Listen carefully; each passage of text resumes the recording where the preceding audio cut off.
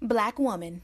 Beautiful, powerful, resilient female of African descent with skin kissed by the sun. Conversation.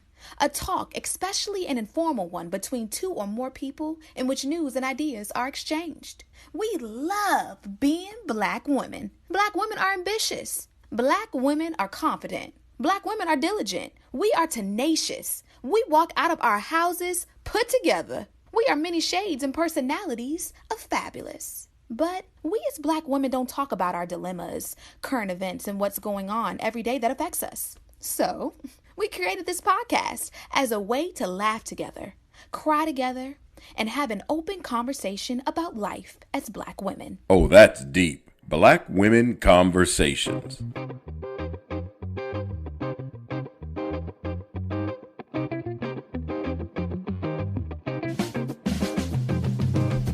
Hey, Nicole. Hey, Janine. How's your week been? The week, I feel like the week flew by. I mean, since last weekend, we did all this pink goes red stuff because it's Heart Health Month. And I know I talked about that briefly last weekend.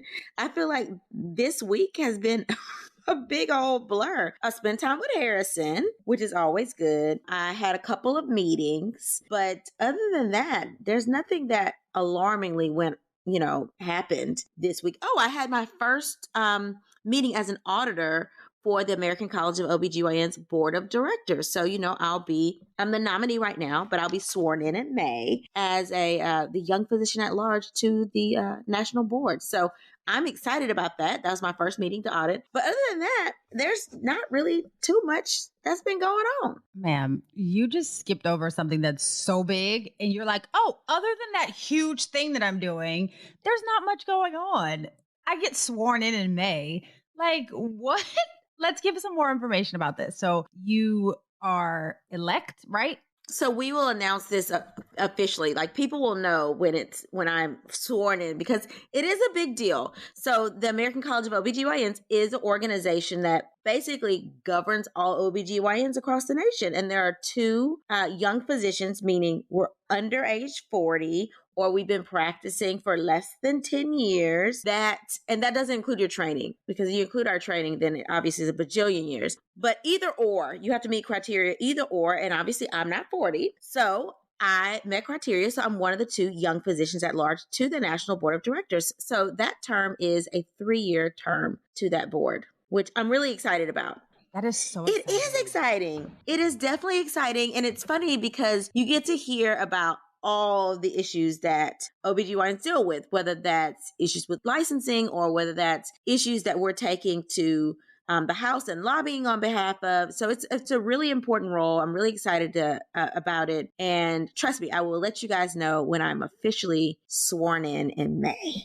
Yay. I don't think that I know anyone that has, like, personally. Well, I take that back. I know some people personally, but I don't think that I talk to anyone on a regular basis that has a sworn in position. So it's kind of dope. You probably, but you talk to a lot of people. Like, you work in the media. So you talk to like really big people. You talk to people that are actually voted in by the American people. So don't belittle your job, okay, honey? Okay. But I don't pick up the phone and call them every day. Like, I could pick up the phone and call you and be like, "Hey, Nicole." Like, we talk every week. I don't talk to those people every week. So this is pretty cool to me. Just saying. Oh, well, thanks for remembering the little people. Oh my goodness. Just thanks. I will give you that you're little. I will give you that. You are physically little. I will give you that. Outside of that, that's pretty much all that's little with you. I wish I could be like little. Like, I'm on this weight loss challenge. That is something else I'm doing. I'm on this weight loss challenge for the next month. It's just a month. The Xavier Queens are doing it. We have to weigh ourselves in, and then we have to see who's lost the most weight at the end of the month. And I'm so not motivated. Like, I just feel like I paid that little $25 in the pot, and I'm like, if I lose that little $25, whatever. I'm going to eat this cookie cake for Valentine's Day, and I'm going to keep on moving. But absolutely. That's giving like pageantry weight loss to me. It makes me anxious because I'm like, are you like drinking vinegar and like eating cayenne pepper? Like, what is going on? I don't know, but somebody's going to win. Like, I think it's like $200 if you win the pot, for first place. Like, there's different levels to this, but I know first place is like almost $200. So, I mean, it is a nice little, chunk of change. Go get a mani-pedi. get that $200. I was about to say $200. I mean, look, I will accept anybody's $200. Please don't get me wrong. But I don't know that that'll motivate me to limit what I eat for a few weeks. We can't say that, Janine, because I've had a couple comments from people saying that we're sort of elitist on this show, saying, "Oh my God, you guys must make more than the average people." And I said, you know what? Our listeners are bosses. The comments they sit in, I mean, they are bosses. And two of the people that made the comment are also bosses, but they're like, I mean, you got to look at all the people that are listening. I'm like, no, our listeners, like our audience they're us. they're bosses. We're bosses. Yeah, we are. And they are too. So we don't mean to offend anybody, but this is, I will take your $200 because $200 is $200 here in Thibodaux, Mississippi, in Canada, in the other countries that people listen to us. It's still $200. That's not what I'm saying. What I'm saying, I'm not being an elitist. What I'm saying is I need a little bit more motivation to limit what I put in my mouth. It's more a comment about my willpower than it is about the money. That's real. I mean, because if it would have been $2,000, I might have been like, that's a Gucci clutch. Let me exactly. Let me get up and go walk. See, I just need a little bit more motivation. Now, if I was intrinsically motivated to say, okay, I'm going to lose weight today, which, there are periods of my life where I go through that, right? Where I'm like, okay, girl, you're tipping the scale. These clothes not looking the same. That will motivate me more than $200 because I feel like I can hustle up $200 easier than making myself feel hungry. That's all I'm saying. That's real. So Janine, what did you do this week? Okay, so I really don't have anything that was super exciting, but I feel like I'm getting settled into my new work situation. So I'm kind of excited about that. And then I have to say this. So this is going to sound real crazy because we're halfway into February, but my best friend and I, for various reasons between me catching pneumonia and, her traveling and all of this, we never actually celebrated Christmas. So yesterday, she and I kind of celebrated Christmas. So for Christmas, she really wanted a spin bike. So I sent the spin bike to her house, right? And she got me, and what I'm not sure, I think you know this about me, Nicole, but for everyone else that doesn't know me, I have an extremely sensitive system, whether it's my skin or like what I'm consuming. I frequently get allergic reactions. So yesterday, when I got my Christmas, she got me one of those. I think it's called Everwell, but I'm not sure. Don't quote me on the name, but I think it's called Everwell. It's a test that you take that shows what you are sensitive to, because I don't know, like I really should, if anyone that works for Benadryl is listening and you would like to sponsor me, feel free, because I'm pretty sure that I should own stock in Benadryl right now because I drink it so regularly.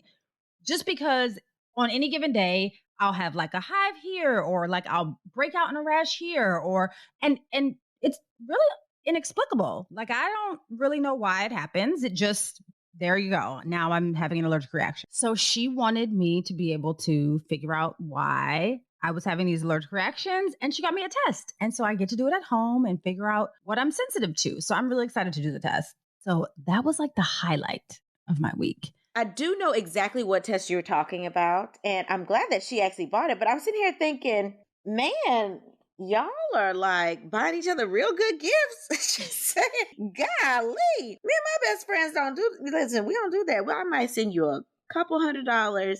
We basically give kids gifts. Yeah. So we put a couple, I gave to the college fund, or, exactly. I sent, that's what we do. Me and my best friend, neither one of us have kids. We have no kids. So there you go. Yeah, it is a different level when you don't have children. I will say that. But those are awesome gifts. And look, it was kind of goes along with what you were just saying. It's kind of about a health thing. So she wanted a bike because she's like, I need to lose a couple pounds. She's little like you, which I don't understand you all. 1 pound on us looks like 10 pounds on everyone else.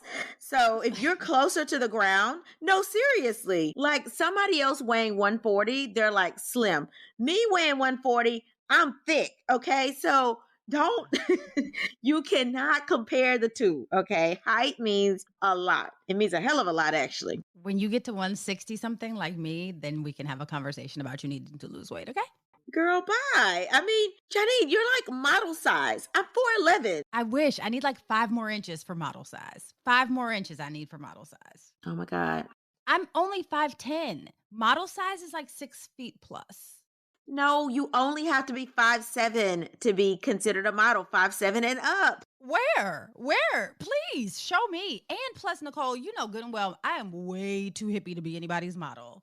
Way too hippie. If my body was more like proportionate, maybe, but I am much smaller at the top and my hips look like someone like inflated me in the back. It's almost like there's no hourglass. It's like straight and then whoop, hips. That's what it looks like. I look more like what is the thing? Like a beaker. That's more what my shape is like than an hourglass. Yeah, send me a picture, a whole body picture. Okay. Send me a whole body picture. I have one of you, but I'm like, surely you haven't changed that much. And I just saw you in May. Janine, nobody wants to be flat like a board. Okay. You listen, you barely have a layer of fat. Okay. Stop it. I appreciate this, Nicole, and I will pay you later for this great compliment that you're giving me, but that is not true. And we all know that my hips stick out like they're trying to give directions, like they really do. Let's move on because we're not going to agree. We're not going to agree on this. Okay. We're going to move on. Okay. So before we move on to your timeline, we got to say Happy Galentine's Day. So we record on Sunday. So it's Galentine's Day today. Happy Galentine's Day. What are you doing today? Are you hanging out or are you going to go watch? Oh, we're not allowed to say that word. Sorry. Or are you going to go watch the big game?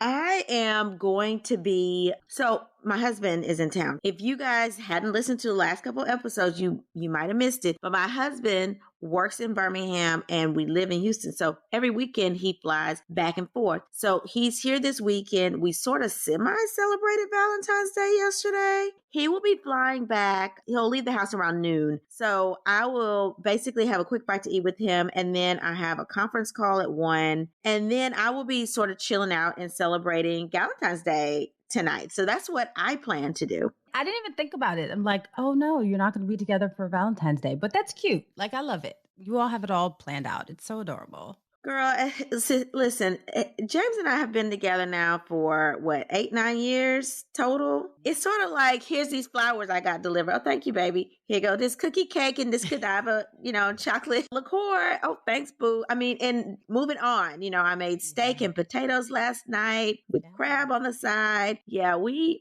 ate as a family. I mean, so that's it. That's all you get. Is Harrison going to have a little brother or sister soon? Girl, bye. I can wish. I can wish. Uterus shut down, okay? Uterus shut all the way down. Oh, not Miss OBGYN shutting your uterus down. Girl, you know what pregnancy pearls are about? I almost died having Harrison. We're not about to go back through that. No, ma'am. Yeah, no, we're not doing that anymore. I understand. All right, Janine. So what's on your timeline this week? So this week, I want to talk about a Twitter thread that actually has reappeared on our timeline. So it first appeared like back in September, and I I saw it, and then I kind of was like, I'm not really sure how relevant this is at this time.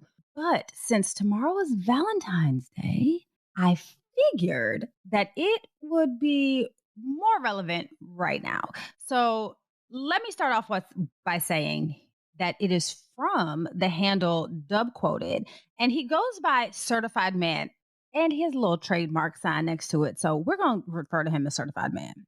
So in this initial comment, so he started this whole thread and actually pretty much fed the thread himself. So it wasn't really too much back and forth at the beginning. It wasn't until the end that people started chiming in. And boy, did they chime in. So the thread starts with, now I'm going to paraphrase because there's some words that I'd prefer not to use on this podcast. So I'm going to paraphrase. You'll get the point. So the first statement says, I see why women really aren't trying to be in a relationship nowadays. The thread continues as he lists essentially all of the reasons why women aren't interested in relationships with these men. So here we go. He starts off by saying, you men have major control issues, wanting chicks to basically become nuns. And then he asks, how do you want her to change all of this when that's essentially the way that you met her and why you like her in the first place? Which is a really valid point, because How do you meet her as an Instagram model and now all of a sudden you want her to be covered up from head to toe? That doesn't work. And then he says, you men are mad insecure. She's pretty, bro. Of course, other men are going to look at her and try to shoot their shot. Of course they're going to look. So as long as she's solid and not entertaining it, let them look. Then he goes on to say, men are not being men. A woman is an emotional creature. She's going to operate out of her emotions most of the time. And we as men gotta let them get it out. I don't know how emotional we are, but we'll let him live with that one. He said, don't argue, don't yell, don't call her out of her name, be a man and chill. He says, you men aren't responsible enough to lead a household. Some toes got stepped on with that one because I feel like that one had like thousands of comments after it, right? And then he said, the gender roles that you're trying to establish just to turn around and act like a chick, that's why she treats you like a chick. Just saying. And it says, reassurance gets you real far with a woman. Yet, we as men take them wanting reassurance as nagging or not wanting to repeat ourselves.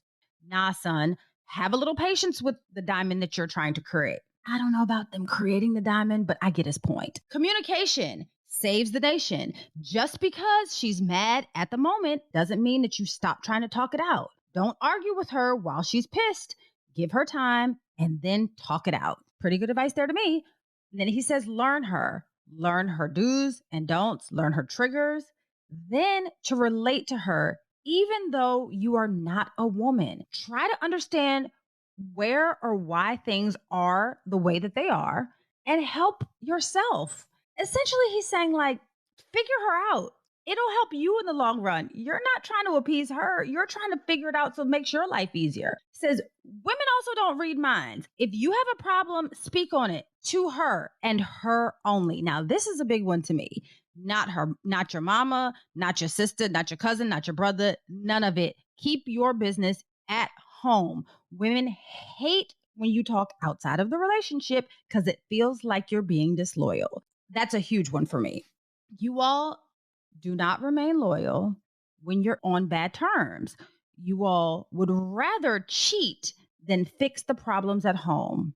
A lot of toes were stepped on with that one too. It had a lot of comments. And then it says, she's not your mama, fool. Get yourself up and do it yourself. You really get an attitude because she might not feel like it after a long day of work. Then having to deal with your kids, having to cook and clean. She's not a slave. She's your partner. This is one that he said was getting a little sensitive, and he understood that it was going to step on some toes. He said, you men are not pleasers, but you always want to get serviced. And when is the last time that you made her climax? Like actually explored her mind before her body. Women love effort and romance. And honestly, you men really don't even try. And then it says, she's tired of feeling like her feelings are being ignored. Your actions show whether or not you hear her. And by you not doing right, it's the biggest slap in the face to her. No one wants to talk to a wall. Then he says, respect is major, and not respecting her is a complete turnoff. Then he says, you men really take this as an attack instead of a warning. You all have serious issues. And then he kind of wraps it all up and said, now I see why women choose to be with women. Now, of course, the men who probably needed to hear this the most went on a rant saying that he is only posting this because he wants attention from women, which when I looked at his social media, it appears that he has one woman that he's been with for a while. So I don't feel like that's the reason, but that's what the men were saying, which is probably why they were, as you always say, Nicole, a hit dog will holler, like kind of went in on him. So they started calling him a simp, which look, I had to look up to see what a simp was because I was like, I don't know what this means. And according to Urban Dictionary, a simp is someone who puts quote unquote hoes before bros, someone that will do or say anything to please someone, particularly a girl, in the hopes that they will gain favor from that person. So look, like I told you, I didn't really know what a simp was. To me, a simp sounds like someone who knows what they need to do to keep a happy household. But I digress. Now, Nicole, I didn't see anything wrong with what he said. I mean, there were a couple of things that could have been reworded, like the whole "you're creating a diamond." No, I'm already a diamond. You're just kind of refining me, maybe, but you didn't create anything. That might be the only one that I have a problem with. But I didn't see anything wrong with everything else that he was saying. It seems like he was speaking the truth to me, but this has really divided the good old internet. And it seems like it kind of turned into a battle over the sexes. What do you think, Nicole? I think that he did speak a lot of truth. I mean, I was reading through it, and of course I went and looked at his social media pages, and it does seem like he's either married or he's in a really serious relationship with one woman who he obviously spoils and takes out all the time. They look to have kids. He looks to have a very close relationship with his kids, and he seemed to be probably raised by some woman, some mama that really taught him right. Or he probably has a couple of sisters or a best friend that's a girl that he's tired of listening to complaining all the time. So somebody has dropped some knowledge on him that he decided to share with the folks. And I'm here for it. I think that he gave a lot of advice, but like you said, a hit dog will holler, and that was in the comments as well. So the men were definitely hollering. And I think that definitely speaks to guilt on the men's part, because if you agree with him or you are treating your woman the way he says you should be treating them already, then you shouldn't have a problem with what he's saying. But I did take issue with one part, which not really issue, but he said, "Oh, don't go sharing your relationship business. Talk to her and only her." Y'all women, we're guilty of that too, okay? We are guilty. A woman will be the first one to go tell all her girlfriends, all the business, all the reasons that you're arguing in a relationship, and will tell your mama and your sister too. So I think men actually do a little bit better job with that than we do. So we could take lesson from him as well, women, to keep your business to yourself. Obviously, unless you're in danger, meaning you're being physically abused or mentally abused, then yes, you need to tell somebody about it, because let's face it, we need to leave a paper trail. Okay. If you need to build up evidence against him or reason that you should be leaving, you need to tell people you've been abused, and you should be reporting it to authorities as well and getting out of that relationship. But I will digress. I do think we talk a little bit too much, but I definitely agreed with everything that he said. The thing that stuck out to me in the comments was the word "pick me" or the phrase "pick me." Oh, you're a pick me. You're a pick me. And I was like, what is that? Like, I guess I'm too old now that I have to go to urbandictionary.com as well to Google things. And pick me basically has the same definition as a simp, right? It's like a guy who tries to get girls saying things like, "I'm too nice," or "girls don't like nice guys like me." So that's what urbandictionary.com says. But I had to go and Google that. The other thing that I loved in the comments, y'all, I love reading comments. So if somebody posts something crazy, I'm going to read the comments, and I'm going to read and read and read until I like fall asleep in the comments. But one girl said, "The dating pool has piss in it." Y'all, But that's true, though. It really is. it's so true. Where do people get this stuff? I don't know. But when she said that, I basically hollered. Yeah. I literally hollered out loud. Like, I had to turn my mic off so that you didn't hear the screaming over your talking. But that's so real, though, Nicole. I'm so glad that I don't have to date right now. First of all, I hated dating when I had to date. Like, I just don't like the process. And maybe it's just me. Maybe I'm the kind of person who doesn't really like to learn people's behavior. Like, I'm not interested in learning you again, because it's inevitable that there's going to be something that I don't like. So let me just find the things that I do like, and let me just be comfortable with that, so that I don't have to continue this process it's like a negotiation. Like, you have to put yourself on display and present yourself a certain way. It's like, nah, I'm the way I am. I'm gonna tie my head up with a scarf at night, and you're gonna probably be looking at me like, okay, you look like Aunt Jemima right now, but it'll be okay. In the morning, you will pull yourself together and look like the queen that you are. All of that, I don't like going through that process, right? I'm glad I'm married now. And I've said this before on this podcast, so this is nothing new. Now, if for whatever reason this marriage does not work out, I'm not getting another one. This is not going to happen. We're going to be friends until we close our eyes and be with Jesus. I'm not dating. You can take me out on a date, but I will not be dating. There will not be any like long-term relationships, because I don't have the time. And more, it's not because I don't really have the time. It's because I don't want to do that. I don't enjoy that. We don't have to talk about that because nobody's looking to get divorced. Yeah, but you never know. I mean, even if I don't get a divorce, God forbid, knock wood, that I become a widow. Like any of that. I'm not doing this again because I don't like it. And the dating pool does have piss in it. And I feel like it might have a couple turds floating around too. No, you're right. I mean, I think that when you are a professional woman and if you get divorced or you become a widow, it's different, right? Like you're like, golly, I got to start over. And now the pool has gotten a lot smaller. You're in a kiddie pool and you got all these people that are older now that have their own baggage. Either they've been divorced or better yet, they're your age and they've never been married before, which is a whole different set of issues that comes with, then it's like, do you subject you, and for me, my child as well, to the BS that's going to come along? Do I want to subject myself to trying to get to know someone else and trying to be what they think is the ideal person? Or do I want to do me, grind, make sure my kid has one-on-one time, make sure he's around family, make sure I'm grinding enough for him to have a future savings and his college fund build up? I would probably go that route as opposed to getting remarried and investing time in somebody else. Now, I can't say I would be like completely single for the rest of my life, but as busy as I am, I could definitely see that I probably would be, because don't nobody have time to be in these streets. Yeah, and these streets are out here. They're dangerous. I'm just saying, like, let me tell you something. To all our listeners that are dating, God bless you. I just don't have it in me. Let me tell you, if I have to go look up what you all are talking about on Urban Dictionary, I need to reevaluate whether I'm even dating worthy at this point, right? Like I'm obviously being facetious, but like it's just too much. It feels like such a daunting task to figure out someone new and to try to figure out where the relationship is going to go. Now, here's the thing. I'm not saying that you can't find love later in life. I'm not saying that you can't find love after you get married, after you get a divorce. What I'm saying is I don't want to do that. I don't enjoy the process.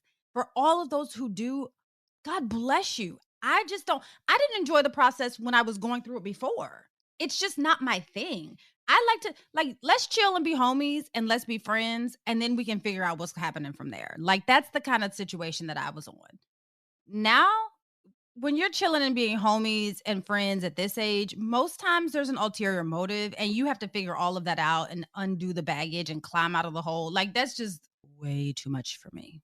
So no, I'm with him. I can see why we're not out here dating. I get it. 100%. But I don't want people to think, oh, since there's no good men, women are just going to turn and start dating women. Y'all, that's not true. And I think that he was trying to be funny at the end. We understand how same-sex relationships work. I think that was a very insensitive comment that he made. Like, oh, if you can't find a good man, then I can see why women out here dating women. No, some women genuinely like women. That is true. I mean, that has nothing to do with it. So I just want to make sure we clarify that. That was very insensitive of him. Girl, let's go help some of our listeners with these letters. So you ready for the Let's Talk Through It portion of our show? Let's do it. All right. So this letter reads, ladies, I've been re-examining my relationship because I want to know if I'm being selfish or if this relationship is getting to be more difficult than it's worth. My husband and I have been married now for 8 years and it's been a struggle since our first year of marriage. The first year I found out he lied about an affair he had prior to us getting married. He told me he had never dated a woman who came up to us at a restaurant with an attitude. When moving into our home, I found a letter from her saying she had a miscarriage. So how can you not be dating her when she's had a miscarriage? We went to counseling and I forgave him because this was before my time. Things were good for a bit. Then he started having issues with employment. We talked about it and he decided to go back to school. Then he started keeping naked pictures in his phone and was caught at home watching porn while on a, quote, study break, end quote. We talked about that particularly because our sex life was lacking because he was always too busy studying. After he finished his degree, we had our first child. He worked teaching as an adjunct English professor, teaching 3 days a week. Even on his off day, he wanted me to come home and cook and tend to our 3-year-old son's needs, meaning doing preschool lessons, bathing him, etc., while he relaxed. For comparison, I work as a surgeon and make all the money to pay the bills. He says his money as an adjunct is only enough for his basic needs and a chance for him to purchase things for my son and I without having to take money away from the joint bank account. I recently got an offer as a CDC director, but my husband doesn't want me to take it because he has an interview for a full-time position at a major 4-year institution. This would be his first salary position, making over $85,000 a year since we've been together. Problem is, I don't have an opportunity in that city, and he doesn't want me to commute an hour for the opportunity I have, which would allow me to make over $600,000 as a base salary. I'm so frustrated because I feel like he's holding me back. Our relationship hasn't been on point for a while, and I'm starting to think it's not worth it. Ladies, what would you do? Okay, can I revisit those people who were calling us elitists before? This right here, this letter right here explains exactly what we were referring to. Our listener has an opportunity to make over $600,000 a year. Now, let's be real about this. The average person does not make over $600,000 a year, right? And then on top of that, have a husband that has what appears to be another probably 100 or so thousand earning potential. So we are not elitists. This is real life, right? I just wanted to put that out there. So here's my advice. And it's probably not the best advice, so feel free to not take it. Girl, you can make $600,000, right? Your husband's feelings will probably be hurt, but he can wipe his tears with this money that you're about to make. I'm trying to figure out, and this is not me being the best wife partner with this advice. This is me just thinking off of the top of my head for the few seconds that I've been able to process this letter. But my thought is, why are we considering not taking this position? That's the part that I'm not understanding. While I understand that he does not want you all to live in two separate places, he's also old enough, as the old people used to say, not to let his wants hurt him. He'll be okay. I know, and I'll speak from experience. My husband and I, for the first 2 years of our marriage, did not live in the same city. My husband lived in New York, and I lived in DC. And the reason why that happened is because my husband's job was in New York and mine was in DC. Now it's a quick train ride, right? Quick train ride, saw each other on the weekend, kind of like you, Nicole. You just said in the thing earlier when we were chit-chatting at the beginning that you and your husband currently live in two separate currently work and live in two separate states. I'm trying to figure out why in 2022 your husband can't conceptualize the fact that it makes more sense, probably both financially and for the future of your relationship and your family, because you have a child, for this to be a temporary situation. It's not like you're saying that you're going to live apart forever. So I need your husband to get on the same page, right? And not to belittle your husband's earnings, but $80,000 compared to $600,000+, the gap is way too big to be going after what your wants are. We're not talking about wants, because wants, they come and go, right? Just like thoughts, they come. You want this now. In a week, you might not want it, right? I don't understand when you could literally set your family up for the future. Why are we taking such a hard stance and drawing a line in the sand right now? I just don't get it. You all have been together for 8 years, right? So it's not like you're new in this marriage thing. I mean, fairly new, but you're deep enough into it that you know each other, right? I'm confused as to why at year 8, you're not comfortable enough. And I don't know. Here's the thing. I don't know how far these jobs are, but like I said, I know couples who are bi-coastal. One lives in New York and one lives in LA. And as long as you can afford to see one another on a regular basis, I don't see the issue. Now, based on the history, I could see why you would have an issue with it, because your husband has a track record of not necessarily being truthful with what he's been doing. So I can understand why you might have an issue with you all not living together, but I don't understand why he has an issue with it. I don't get it. It's just me. I don't understand. I have no idea, because your $600,000+ salary can afford for one of you to commute back and forth from home. I don't know. Maybe I'm missing something. Maybe I'm not seeing it from the right perspective. I have no idea. In my mind, I don't see anything wrong with you all living separate if it means that you can take care of your family, especially when you said that you're the one who pays all the majority of the bills. You have to do what's best for you and your child. At the end of the day, I'm always here, rah, rah, rah, for marriage. But when things don't make sense, they just don't make sense. That's all it is to it. That doesn't make sense for you to give up $600,000+ for his 80. That doesn't make sense to me. Unless you're unhappy. And it doesn't seem like you're unhappy because I feel like you wouldn't have applied for the position if you felt like you were going to be unhappy. So I don't know. Am I missing something, Nicole? So let me say this because, my husband and I live in 2 different states and we've had to make some decisions about where our family's going to be. And I think that now that like my contract will end this year, he's already in a different state. We've talked about what does that look like? Do I move there? If I have an opportunity there, if I have an opportunity somewhere else, what does that mean for him and his opportunity? As someone else that's also a physician, a specialized physician, I get it. I think that sometimes it's really hard to juggle your role as a wife and to stroke the male ego, knowing that you make a lot more, right? And it is a very fine line because you don't want your husband's goals to be belittled. At least that's how I feel. You want to approach both of the situations and opportunities as if they're on the same field, right? Sounds like he's got an education, you got an education. This is the first opportunity he's going to get with his education, but you've always had opportunities. So the first thing I would say is, 1, take this opportunity out of the picture.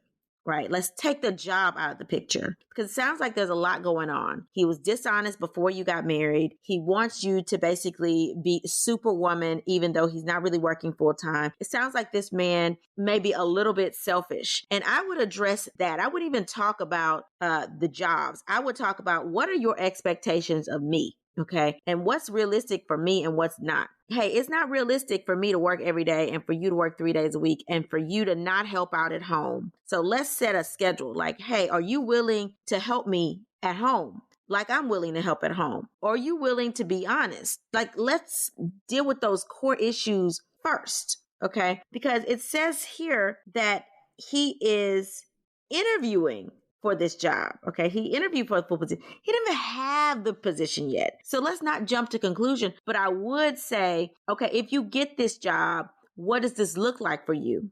Okay. If you want to stay with this man, okay, if you think you can work past the trust issues, if you think that you can work past the fact that this man is selfish, because you have to say, look, I can't do it all. You're going to have to pull your weight. You're going to have to help. So if you get this full-time job and I don't take this job over here and I don't have an opportunity, are you willing to support the family financially 100%?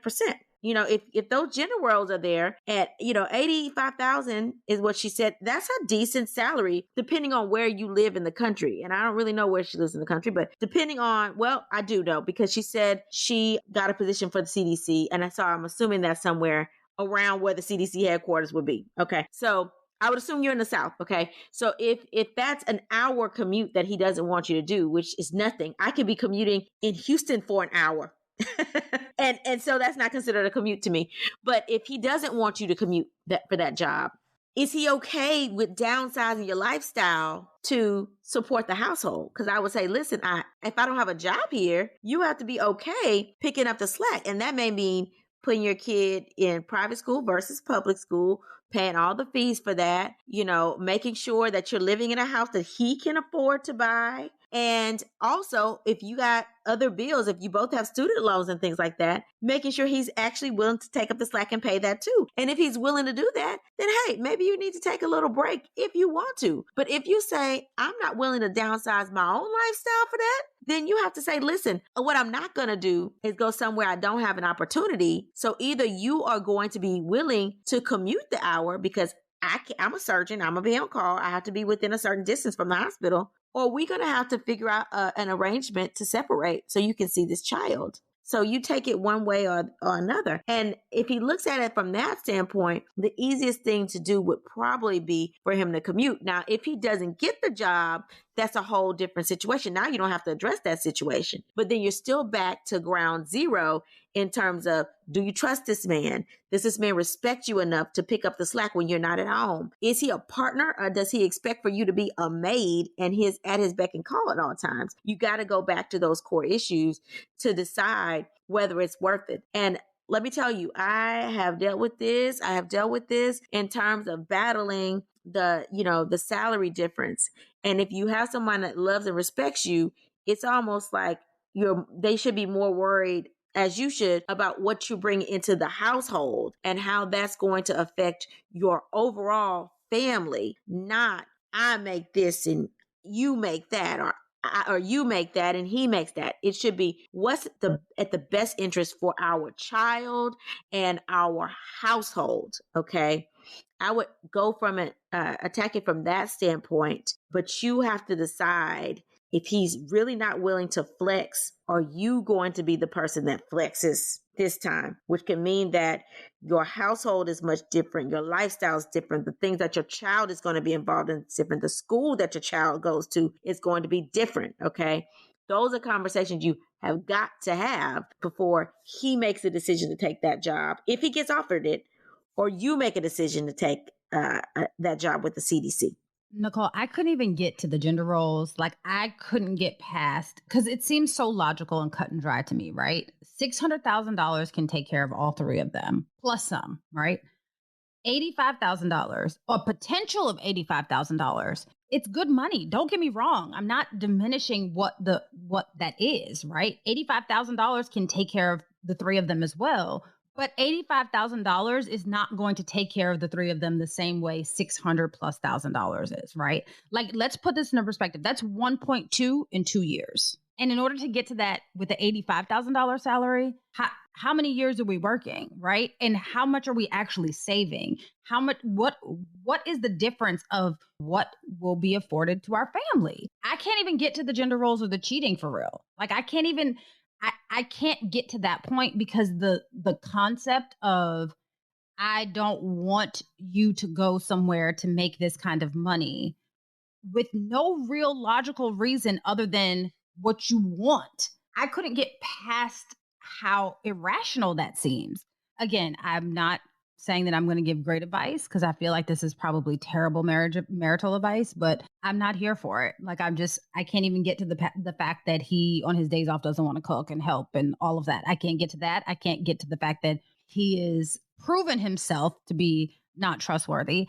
I can't get to that part, because it's just so irrational to think I am applying for a position that I haven't even accepted yet, and I'm already telling you what I don't want to have happen when you already have the opportunity. It sounds crazy to me. And again, maybe it's me, but it sounds crazy. And there is a barrier, and I can't focus on anything else other than that. All right, Janine. So what is your letter read?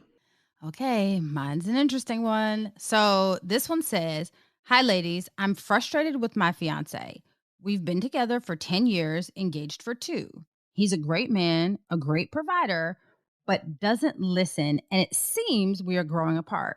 It really feels like he has emotionally disconnected from the relationship. When I ask him, he claims it's because he's been so focused on growing his real estate portfolio for our future. But to me, it really just feels like I'm taking a backseat to his career. I love him, I really do. But what good is it to have a provider and a protector if you aren't intimate and can't connect emotionally? I've talked to him about this several times, and he said he would be more conscious of it, but I haven't seen any change. I don't want to go into a marriage like this. What should I do? I would really appreciate your advice." Signed, Sakia. So, okay, Sakia, you said he was building up his real estate portfolio. Well, it sounds like this man is really, really grinding, because when you're in the real estate business, you eat what you kill, right? And if you ain't killing, you ain't eating. So, Sakia, you have to realize that him grinding is the way he makes money. Now, if he's not on his phone, if he's not out showing houses, if he's not negotiating deals, then you have to realize that he's not going to make that money. So what I would suggest is, one, have a conversation with him again to see if you can be helpful. I mean, because I don't know what Sakia does. I don't think you mentioned what Sakia did, but this is your fiance, so he's going to be the person providing. And I'm assuming that you mentioned his grind and how hard he's working to build his portfolio, because you know that he is going to be the breadwinner and he's going to be taking care of you. So if you are going to expect to stay at home and shop, then what I would suggest is for you to say, hey, is there anything I can do to help you? Okay. Help him with this grind. And then have creative ways to spend time with him. Okay. Perhaps say, hey, listen, babe, after 9 o'clock, can that time be ours? Because it's not really a whole bunch of deals that's happening after 9 or 10 o'clock. Okay. With a couple of exceptions, I guess. But usually his grind during the day, he may not have time to take you to lunch or take you to dinner at 7 o'clock. But let's say, hey, after 9 o'clock, can that be my time? Spice it up some, girl. Spice it up some. Have a whole entanglement in the bedroom and see if that will help. But I would offer help. I would say, hey, is there are there phone calls I need to make? Any emails I can send for you? Like anything I can do to help you with this grind so that you can have more time for me later. And then I would have a conversation about boundaries. Like, hey, I want this particular day to be my day. Okay. You need to take me to dinner every Friday. And after 9 p.m., your phone is off duty. Okay. Have those clear cut boundaries and clear cut expectations before you decide to throw in the towel, because we already told you the dating pool had piss in it. So if you're trying to start over with somebody that's not working, somebody that's not grinding, you're going to have to go get a job and a good paying job. You might be thinking, man, I should have kept Delvin. I should have kept him. At least he worked. At least he provided. This dude over here is not going to do that. But I think that men need to-do lists and they need tasks. They need boundaries. So I would start there. Okay. Hey, can I have a day? You're too busy. I feel like I'm second on the list. I need you to prioritize me. So I need you to get all the work you need to get done before this particular day. And then if you don't get it done, you can pick that stuff up on Saturday. But I want this time allotted to me every week. Now, if I want to give up my time because I'm going on a girls trip or whatever, that's my prerogative. But you need to check with me before you give up that time for me. So set that. And then, hey, can we set this time is when the phone goes off and it's just me and you. And I think that men that have those concrete checklists, especially driven men that are, grinding and working on goals, they can respect those type of boundaries because they're like, what can I do to make you happy? You're saying you want more time? I feel like I'm doing less work. I'm giving you more time, but you're not seeing the effort that I'm putting in. That way, you know exactly what you want and allow him to do exactly what you request of him so that you can't say he's not changing or you haven't seen any change. Now, if he doesn't do that or he says he can't do that, then you have to realize that, girl, you might be second on the list and you might be dealing with this forever. So you don't have any papers on this man. This is your opportunity to walk away if, in fact, he is not prioritizing you or your relationship. Nicole, I agree. I think the most important thing that you said was boundaries, right? I think that relationships, both incoming and outgoing boundaries, are super, super important in relationships. It's just, you cannot make it through a relationship without healthy boundaries. And I think that, and this is one of the things that I drill home to Ken, because, especially in the entertainment industry, people will call you all hours of the night and not realize that because they're in LA and you're on the East Coast, that it's not appropriate to call someone at midnight. It's just not. It will never be. I don't care what you're talking about. Unless you're saying, I just deposited $1 million in your bank account, don't call my husband at midnight. Unless somebody has closed their eyes to be with Jesus, do not call my husband at midnight. There's nothing that is that important that cannot wait until the morning. I promise you, because whatever it is that you're calling about, there's nothing he can do about it until tomorrow. Let's think about that, right? So boundaries are super important, super, super important, right? But I'm with you, Nicole. Figure out what it is that you can do to help the situation. And if you offer help, now you never said if you worked or not. It doesn't appear that you worked, because I feel like if I was working and I was trying to make this point that it seems that you're trying to make to us, I would probably say what I did. So it doesn't seem like you are working. You might be. Let me not get it wrong. But if, as Nicole said, he's the breadwinner, you have to walk this fine line. And I say that because, as Nicole said, there is piss in the dating pool. And the turds that are floating around in the dating pool are the ones that literally will be with you and give you all of the attention that you need, but will not bring a dime into your household. You don't want that. So figure out if this makes sense for you. Now, I'm not going to tell you to get in a relationship and get married to this man and be ignored, because that's not what I'm telling you. I'm not telling you to be in an emotionally distant relationship or a relationship that lacks intimacy.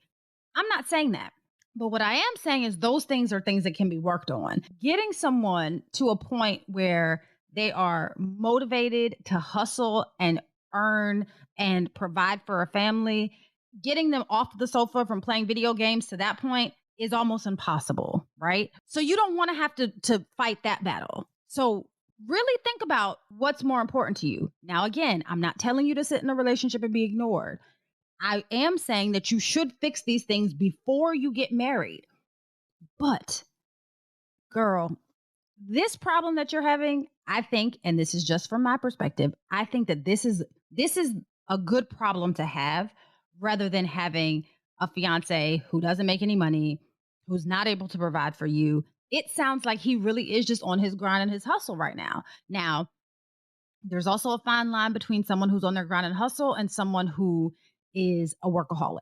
So be mindful of that. But again, you cannot make someone be motivated. You can't do that. So, girl, figure out what it is that you can do to help, like Nicole said, and then go ahead and be married and be happy and be a kept woman. No need to stress yourself out. He's doing what he's supposed to do as a man. Just, work on the intimacy part. And if you need to set up a counseling session one day a week or maybe 2 days a week at noon or lunch break or whatever, set up a counseling session. Make it work for you. But don't go back into this dating pool with these losers who don't have any motivation to get up and get a job. Now, I will say this. If you're engaged, I definitely promote and support premarital counseling. That's a real thing. My husband and I did premarital counseling for a year before we got married, because there are so many things that you're going to learn about one another realistically in the first couple of years of marriage. And even after that, you're still going to constantly be learning each other because you constantly are growing and changing. So premarital counseling helps you figure out how to communicate with your spouse or your future spouse and how to handle that growth and those changes that happen throughout the year. So I definitely think premarital counseling is a great start, and maybe incorporate that into your, this is my one day a week that you have. Demand that you get some type of premarital counseling. And nowadays you can do premarital counseling virtually now. Yeah. So I would definitely say do that before you say I do. There's a lot of things that you'll work out. Even once you get married, it's not going to be perfect. A relationship is never perfect. So let's make that very clear. But as long as you're not being abused emotionally, physically, I think that things can be worked through, right? But who a person is at their core is going to be that same person, right? So if you have a husband that's lazy, he's going to be lazy before you get married. He's going to be lazy when you get married, and he's going to be lazy when y'all part ways, right? If you have a husband that's grinding, he's going to grind before you get married, which is what your fiance sounds like he's doing while you're married. And, you can't grind when you close your eyes and be with Jesus, but you know my point. What I'm saying is pick your battles, girl. Pick your battles. So, Janine, what did you learn new this week? So, according to Psychology Today, it's easier for single women than it is for single men. And it says that even though women deal with the stigma of being single, women fare better mainly because women create a better social network. And this is not like social media network. This is social network, like, the people that you associate yourself with, right? And married men often have to depend on their wives for their social needs. So it's, they're saying that women fare better. Now, again, this is by Psychology Today. I'm not 100% sure that they are talking financially, but just socially, women fare better being single than men do. I can see that, because even like my husband talks all the time about you have all these friends and I only have a handful of friends. So I could definitely see that, because when it comes to my husband and him socializing, I'm involved in that. He's not always involved in the things I do socially. So I can get that. Okay. So what I learned was, and this is from a Time Magazine article about the Pew Research analysis, that almost a third of adult single men live with a parent, and single men earned less in 2019 than in 1990, even adjusting for inflation. So let that sink in while you're worried about your fiance grinding, girl. Let that sink in. They earned less in 2019 than in 1990? Mm-hmm. Yikes. Yeah, it's hard out here. So make sure that you find you a man that's making some good money. No, that's not the message, but y'all get my point. All right, Janine, are you ready for the motivational moment? I am. It says, and this was from Nikki Giovanni, which you know I love Nikki Giovanni. And she says, deal with yourself as an individual worthy of respect and make everyone else deal with you the same way. So in your relationships, remember not to compromise you. Yes, relationships require sacrifice, but you shouldn't have to sacrifice your greatness to make your partner feel more valuable. The two of you should work to complement each other with mutual respect. If not, you'll need to reevaluate if that relationship is really worth it. Until we meet again. Pray, work, slay. And show off your melanated excellence. Bye! Oh, That's Deep, Black Women Conversations is produced by Nicole Lee Plenty and Janine Brunson Johnson. Executive producer, Ken Johnson. Get the Oh, That's Deep, Black Women Conversation podcast on Apple Podcasts, Spotify, Stitcher, Google Podcast, or where you get your podcasts. Please subscribe and rate us. You can follow Oh, That's Deep, Black Women Conversations on IG at Oh, That's Deep, BWC. Oh, That's Deep, Black Women Conversations is a Mean Old Lion Media production.